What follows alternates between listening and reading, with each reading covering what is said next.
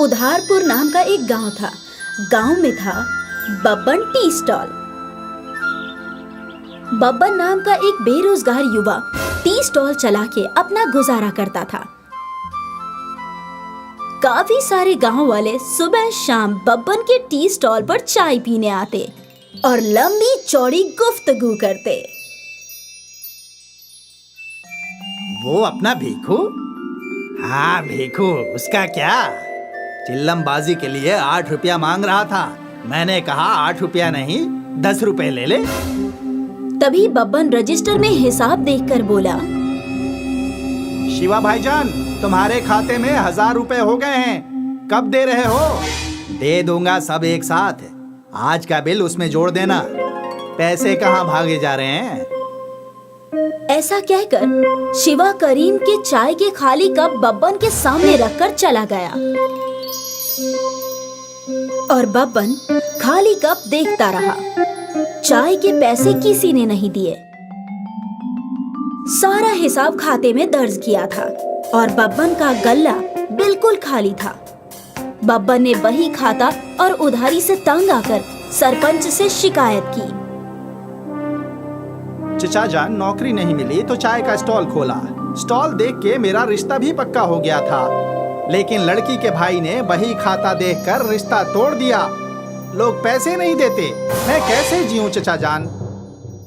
सरपंच ने बही खाता देखकर उन सारे लोगों को पंचायत में बुलाया जिनसे बब्बन को पैसे लेने थे। मूर्ति तुम्हारे 2000 रुपए, किशन तुम्हारे 1500, मल्हारी और शिवा तुम्हारे 2200, और भी कई लोगों के काफी सारे पैसे बनते हैं। कब दे रहे हो? सरपंच की बात सुनकर उधार नारायण सरपंच से कहने लगे, सरपंच जी, आप तो जानते हो बारिश लेट हुई है, उसमें फसल लेट तो पैसे कहाँ से आएंगे? जैसे ही आएंगे सब एक साथ दे देंगे, साथ थोड़ी लेके जाना है।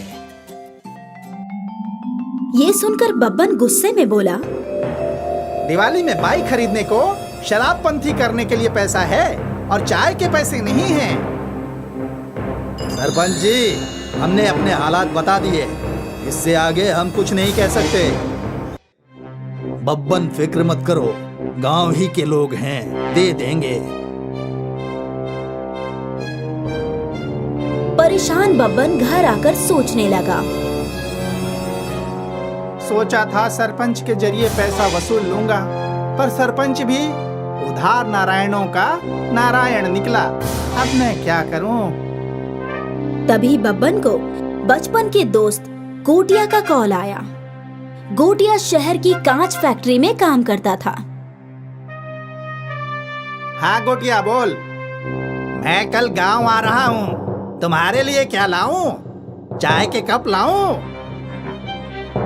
चाय का बड़ा सा लंबा चौड़ा कप लेकर आ, उसमें चाय डालकर डुबकियां लगाऊंगा। क्या हुआ? क्या परेशानी है? बब्बन ने ये सारा वाकया गोटिया को सुनाया तो गोटिया बोला, फिक्र मत कर, मैं गांव आकर सब कुछ ठीक कर दूंगा।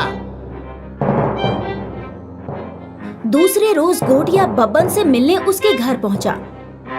बब्बन को देखकर गोटिया बोला, चल मैं तेरे लिए कुछ लाया हूँ। दोनों घर के पिछवाड़े आए और बब्बन ने देखा एक बहुत बड़ा चाय का कप खड़ा था। या खुदा, ये क्या है? तू तो सचमुच लंबा चौड़ा कप ले आया। मुझे मारने का इरादा है क्या? सुन, तुम्हारी वसूली वसूलने का मेरे पास एक जबरदस्त तरीका है। फिर गोटिया ने तरीका सुनाया तो बब्बन खुश होकर चिल्लाने लगा, अरे वाह गोटिया, समझो वसूली हो गई।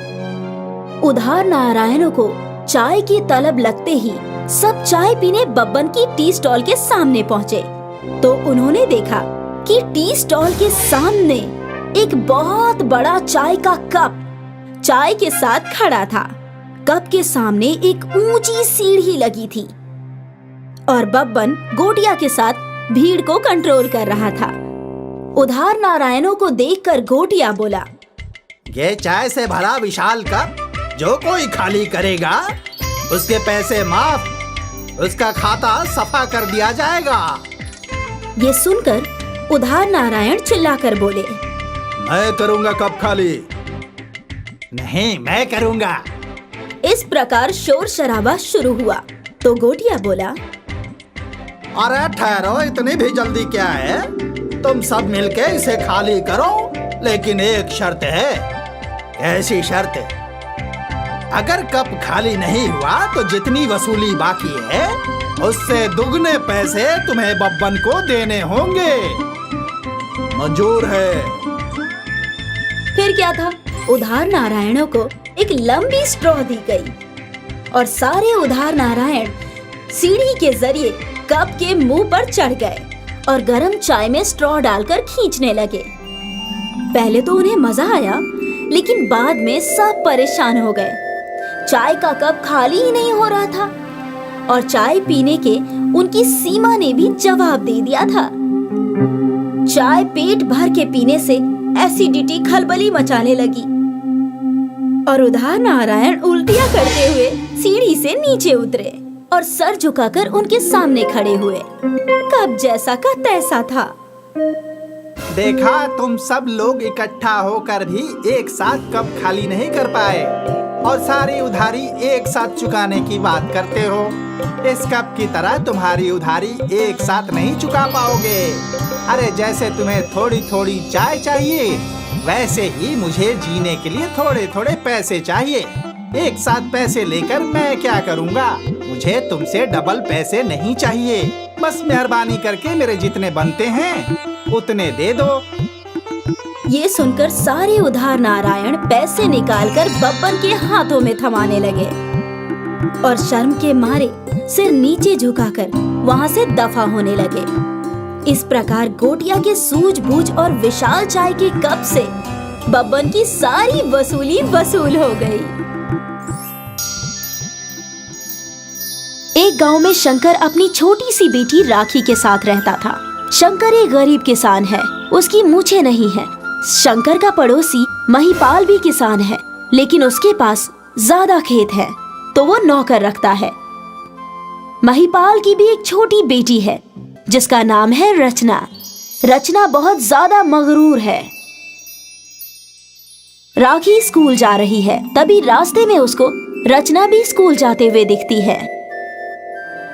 ओहो, ये गरीब लोग भी न जाने सुबह सुबह कहां से मेरे सामने आ जाते हैं और मेरा सारा दिन खराब हो जाता है। तुम दूसरे रास्ते से जाया करो। क्यों? मैं दूसरे रास्तों से? मेरे अब्बा इस गांव के सबसे बड़े किसान हैं और सब उनकी इज्जत करते हैं और तुम्हारे अब्बा की तो मूछें भी नहीं है और उनसे तो कोई बात भी नहीं करता।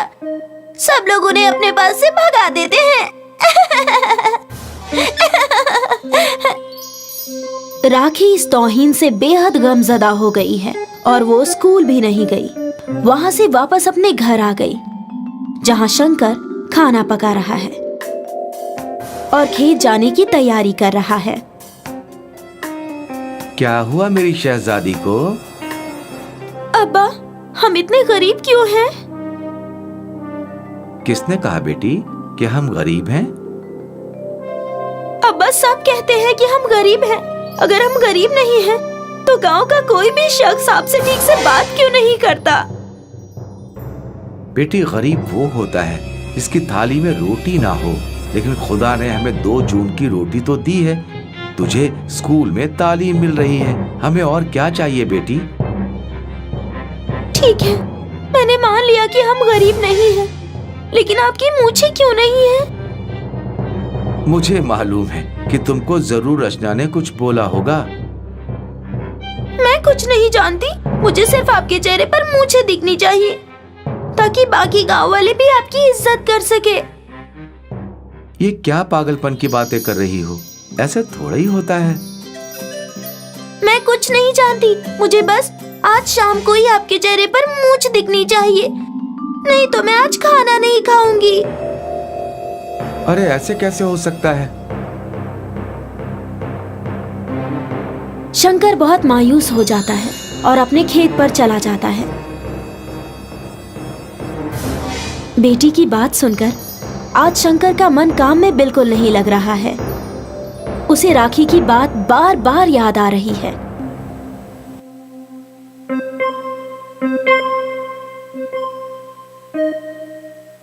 इसीलिए वो पेड़ के नीचे बैठ जाता है।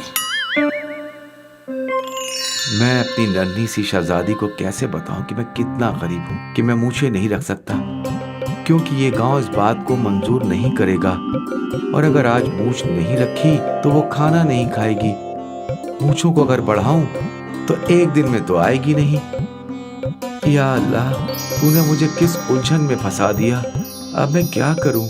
इससे तो बेहतर है कि मैं मर जाऊं। लेकिन अगर मैं मर गया तो मेरी बेटी का ख्याल कौन करेगा? शंकर सवालों के जाल में उलझता है और बेफर कर रो रहा है। रोते रोते कब उसकी आंख लग जाती है उसे पता ही नहीं चलता और वो सो जाता है। कुछ देर में पेड़ के नीचे भी धूप आ जाती है और उसकी आंखें खुल जाती है। शंकर के चेहरे पर कुछ वजन ही लगता है। वो हाथ लगाकर देखता है तो हैरत में पड़ जाता है, क्योंकि शंकर के चेहरे पर जादुई मूंछें लग चुकी हैं। मेरे चेहरे पर मूंछ कहां से आ गई? कहीं से यह राखी की शरारत तो नहीं? हो सकता है कि वो आसपास ही कहीं छुप कर बैठी हो। मैं मूंछें खींच कर देखता हूँ। राखी ने जरूर इनको फेविकोल से चिपकाया होगा। फिर इस राखी की खबर लेता हूँ। शंकर अपनी मूंछें खींच कर देखता है तो वो मूंछें बाहर नहीं आती, बल्कि उससे सोने के सिक्के झड़ने लगते हैं। ये क्या है? ये तो कमाल हो गया। या अल्लाह, मैं तो माला माल हो गया। लेकिन मैं कुछ समझ नहीं पा रहा हूँ कि ये क्या हुआ और कैसे हुआ।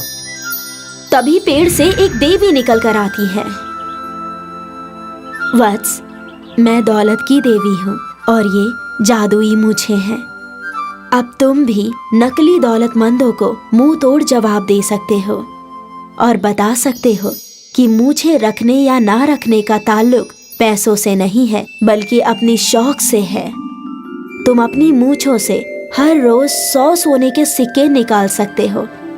बस तुमको मूंछों को थोड़ा सा खींचना है और सिक्के नीचे बिखर पड़ेंगे। दौलत की देवी वहां से गायब हो जाती है और शंकर सारे सिक्के उठाकर अपने घर की ओर चलता है।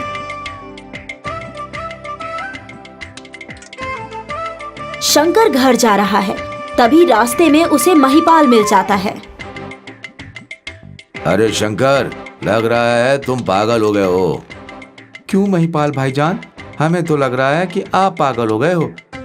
तू मेरा मखौल उड़ा रहा है।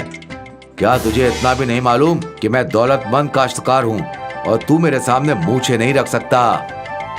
खुदा बड़े बोल ना बुलवाए, लेकिन भाईजान वक्त सबका बदलता है। और ये देखो, मेरे पास अब 100 सोने के सिक्के हैं। अगर तुम्हारे पास हैं तो दिखा दो। महिपाल वहां से खामोशी से चला जाता है और शंकर अपने घर पहुंचकर सारा वाकया अपनी बेटी को बताता है और उसकी बेटी बहुत खुश हो जाती है। शंकर अब हर रोज अपनी मूंछों से रोज सोने के सिक्के निकालने लगता है और देखते ही देखते वो सिर्फ गांव का नहीं, पूरे इलाके का दौलतमंद शख्स बन जाता है। उसने एक आलीशान हवेली बना ली और नौकर रख लिए। राखी भी अब शहजादी बन के रहने लगी। शंकर आज सुबह सोकर उठा तो उसकी मूंछें गायब हो गई और फिर दौलत की देवी प्रकट हुई और शंकर को बताया कि अब मूंछों को उसके पास रखने का वक्त पूरा हो गया है। शंकर की हवेली में आज कुछ लोग आने वाले थे। शंकर, तुम इस इलाके के सबसे दौलतमंद शख्स हो, फिर तुमने मूंछें क्यों कटवा दी? मैं आप सबसे एक बात कहना चाहता हूँ कि जैसे आप सबने मिलकर बरसों तक मेरा इस्तेमाल किया और मुझे कभी मूंछ रखने का हक नहीं दिया, क्योंकि मैं गरीब था। लेकिन मूंछें किसी का शौक हो सकती हैं, उसकी औकात नहीं। और हाँ, किसी की भी हैसियत को उसकी मूंछों से नहीं तौलना चाहिए। सब मिलजुल कर रहो और खुश रहो। इस तरह गांव में ऊंच नीच का भेदभाव मिट जाता है और फिर बिना मूंछ के लोग भी अच्छी जिंदगी जीने लगते हैं। एक गांव में महिपाल और उसकी बीवी रेखा रहते थे। दोनों का एक 15 साल का बेटा शिवम था।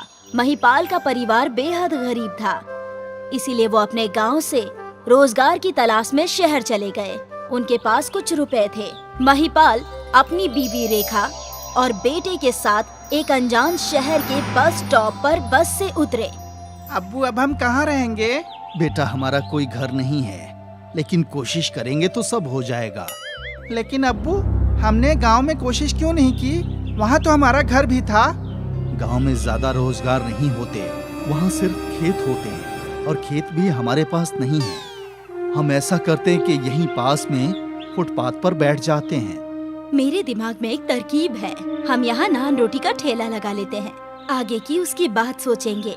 महिपाल और शिवम को ये तरकीब बेहद पसंद आई और उन्होंने लकड़ी और पत्थर का इंतजाम करके एक टेम्पररी ठेले जैसा जगह बना दिया और उन पैसों से नान बनाने की एक भट्ठी लगा दी और अगले रोज से ही उन्होंने नान बेचना शुरू कर दिया।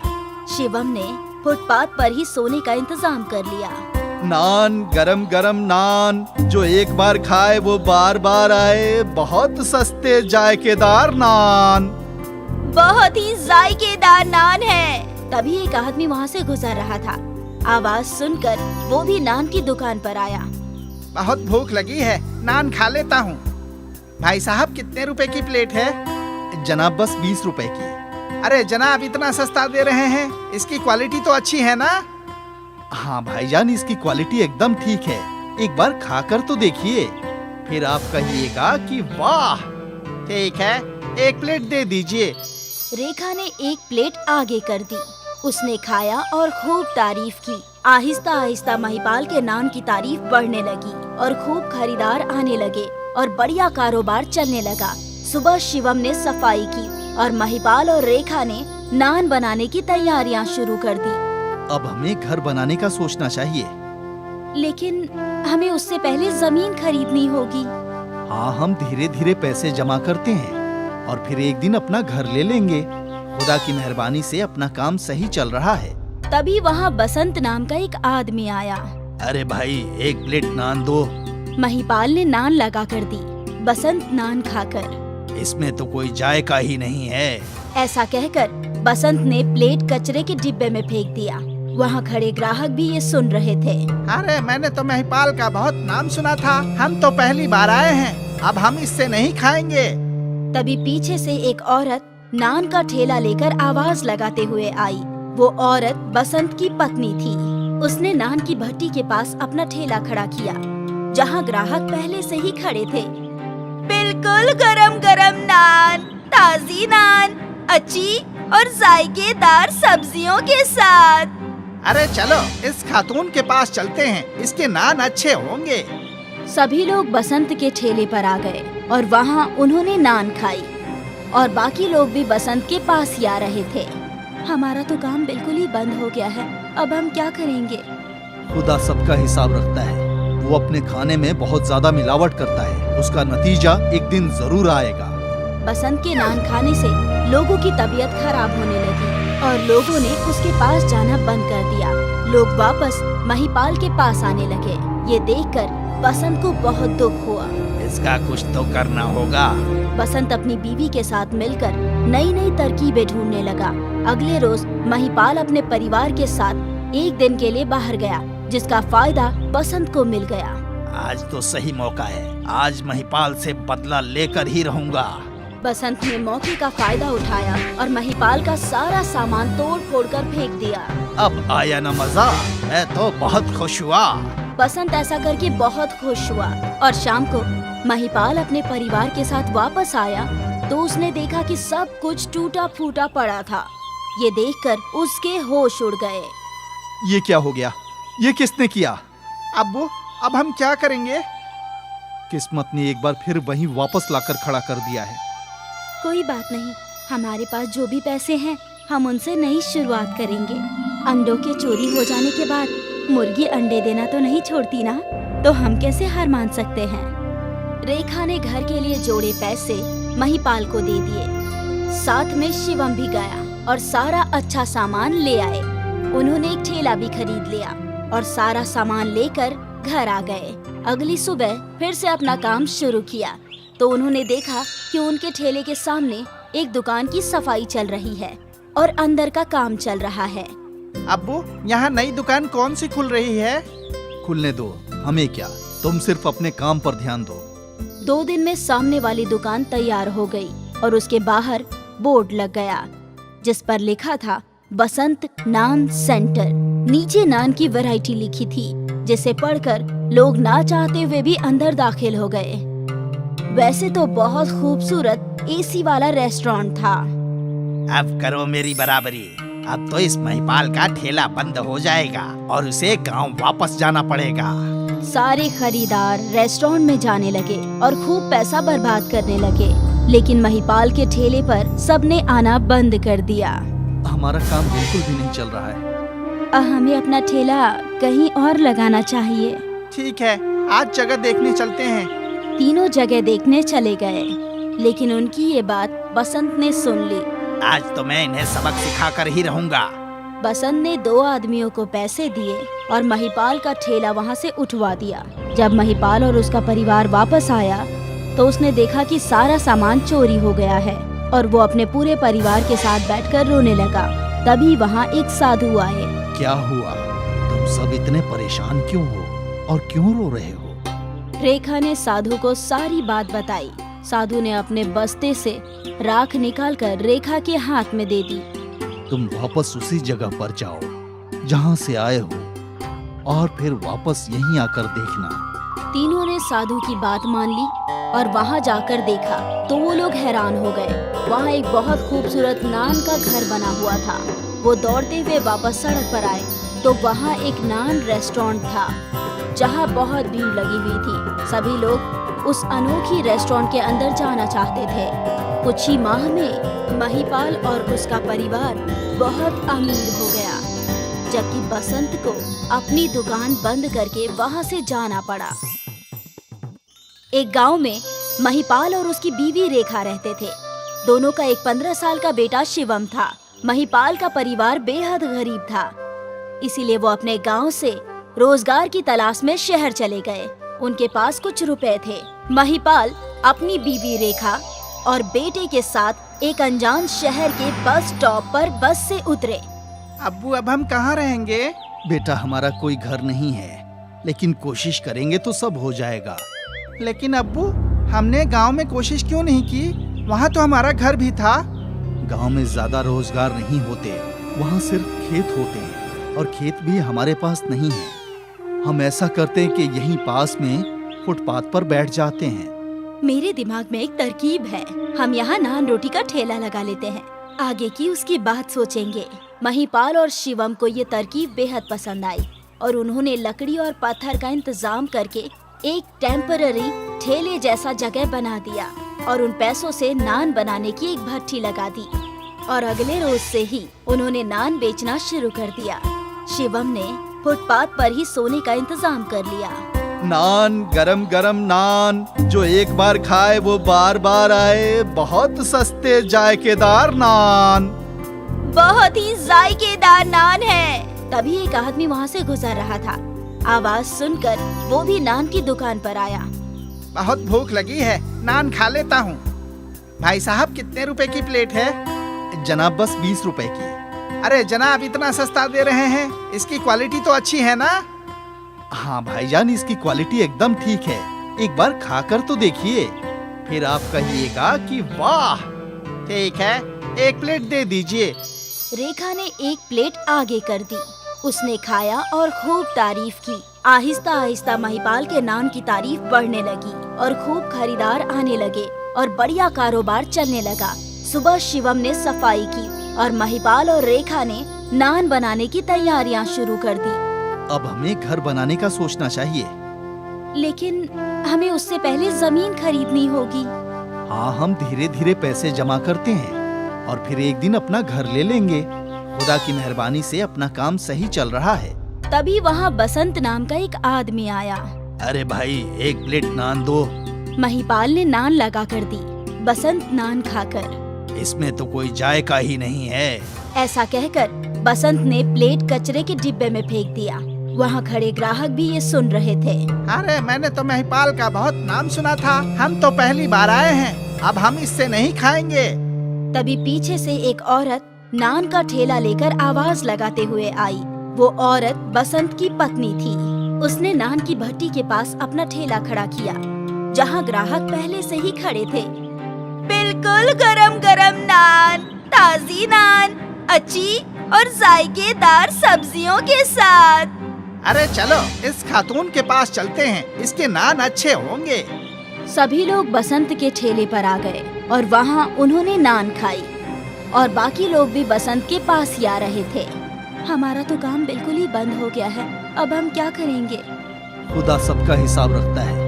वो अपने खाने में बहुत ज्यादा मिलावट करता है, उसका नतीजा एक दिन जरूर आएगा। बसंत के नान खाने से लोगों की तबीयत खराब होने लगी और लोगों ने उसके पास जाना बंद कर दिया। लोग वापस महिपाल के पास आने लगे। ये देखकर बसंत को बहुत दुख हुआ। इसका कुछ तो करना होगा। बसंत अपनी बीवी के साथ मिलकर नई नई तरकीबें ढूंढने लगा। अगले रोज महिपाल अपने परिवार के साथ एक दिन के लिए बाहर गया, जिसका फायदा बसंत को मिल गया। आज तो सही मौका है, आज महिपाल से बदला लेकर ही रहूंगा।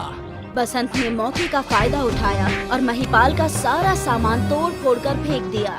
अब आया ना मजा, मैं तो बहुत खुश हुआ।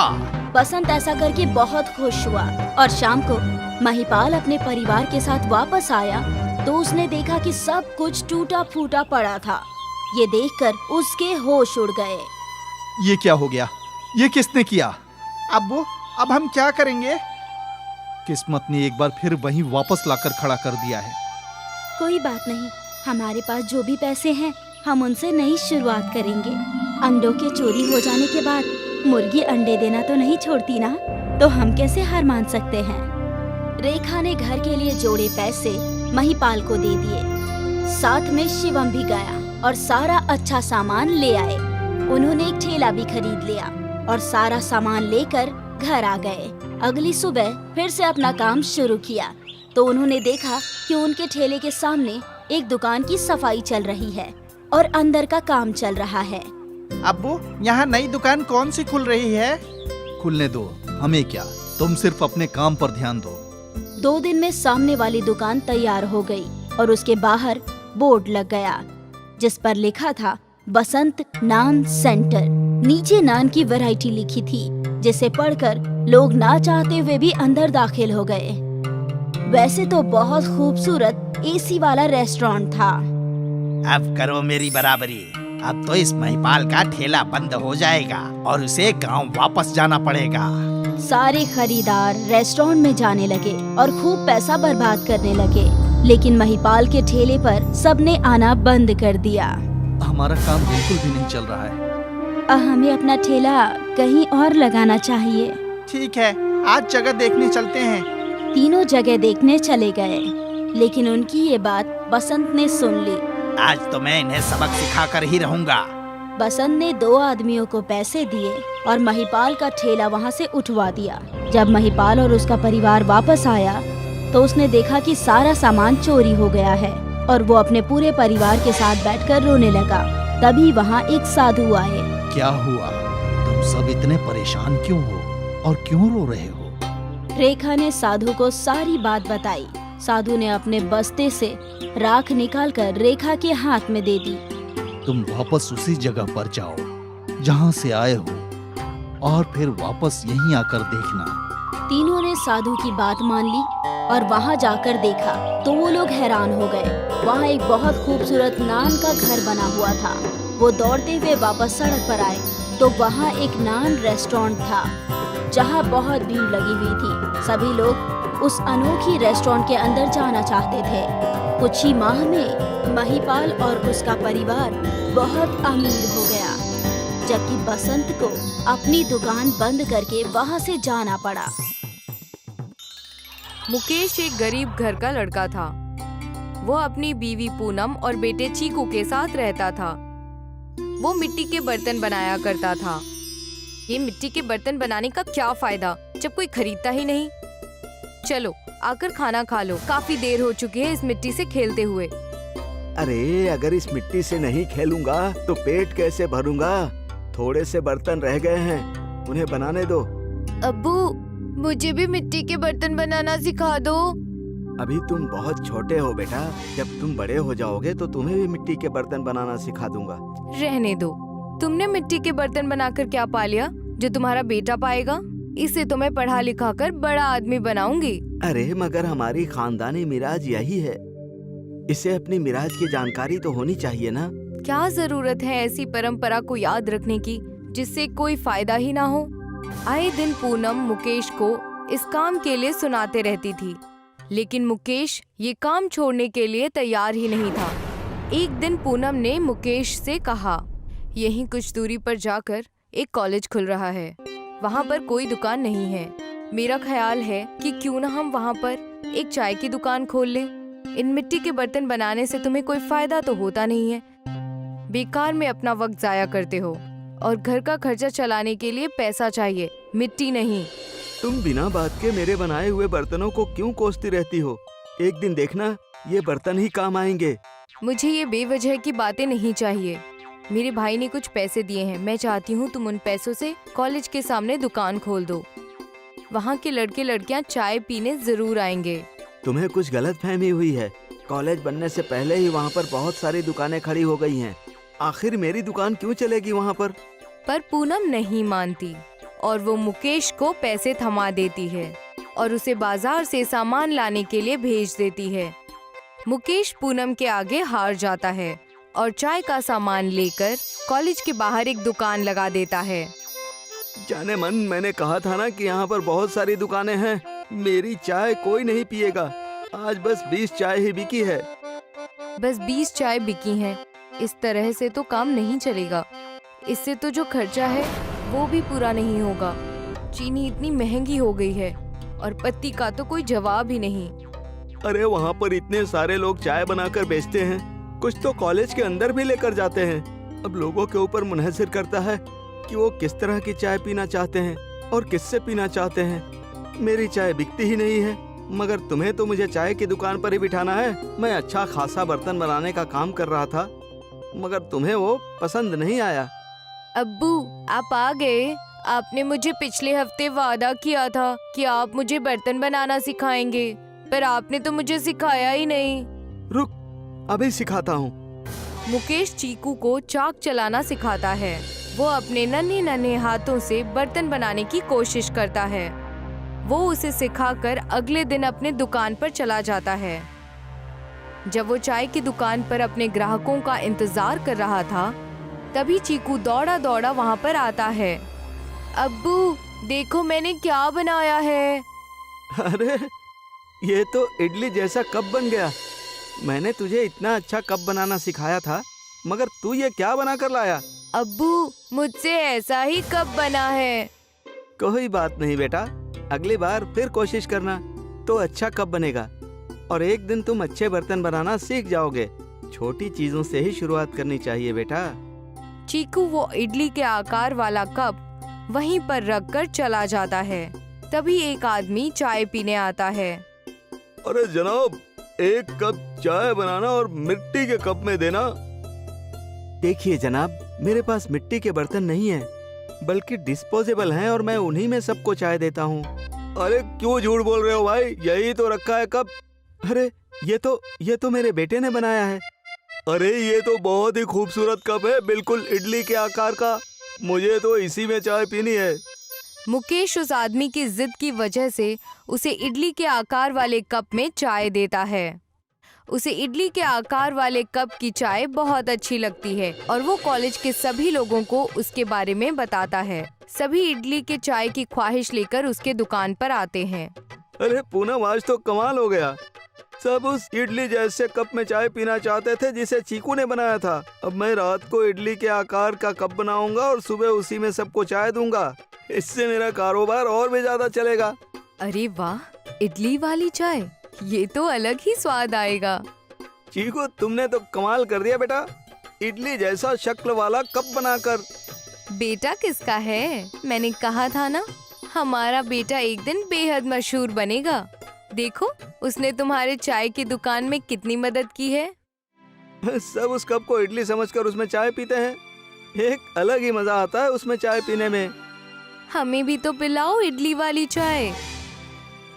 पूनम जैसे ही वो इडली वाले कप की चाय पीती है तो उसका स्वाद उसे बेहद अलग लगता है और वो बेहद खुश होकर कहती है, तुम तो वैसे ही इतनी लाजवाब चाय बनाते हो और ऊपर से जब ये इडली के कप में चाय डलती है तो इसका स्वाद और लाजवाब हो जाता है।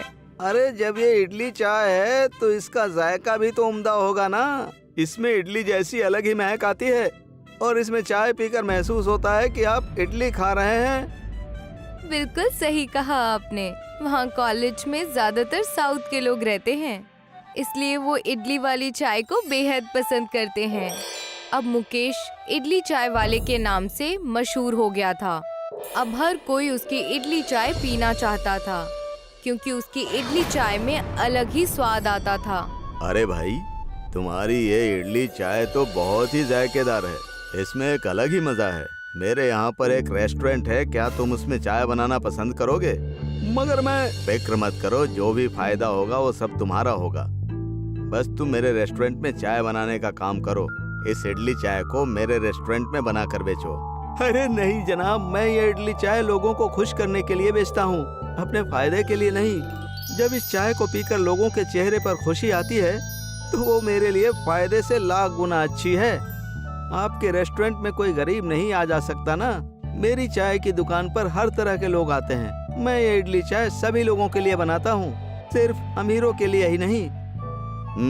मुझे तुम्हारी ये सोच सुनकर बहुत खुशी हुई भाई। मैं तो सिर्फ तुम्हारे दिल का ख्याल जानना चाहता था कि इडली चाय को बनाने के बाद तुम्हारे दिल में कहीं गुरूर तो नहीं आ गया। मगर तुम नेक दिल और ईमानदार आदमी हो। मैं भगवान से दुआ करता हूँ कि तुम्हारी ये इडली चाय की दुकान ऐसे ही चलती रहे और तुम्हें लोगों की भरपूर दुआएं मिलती रहे। मुकेश अब लोगों की इसी तरह सेवा करता रहता है। वो अपने छोटे से ही स्टॉल पर इडली चाय बनाकर बेचता है जो कि लोगों को बेहद पसंद आती है और सब उसे इडली चाय वाले काका के नाम से मशहूर कर देते हैं। अब उसकी न्यूज़ YouTube और न्यूज़ चैनल में भी आने लगी थी। सब उसकी इडली चाय पीने के लिए दूर दूर से आते थे। अब वो मुकेश चाय वाला नहीं बल्कि इडली चाय वाला बन चुका था।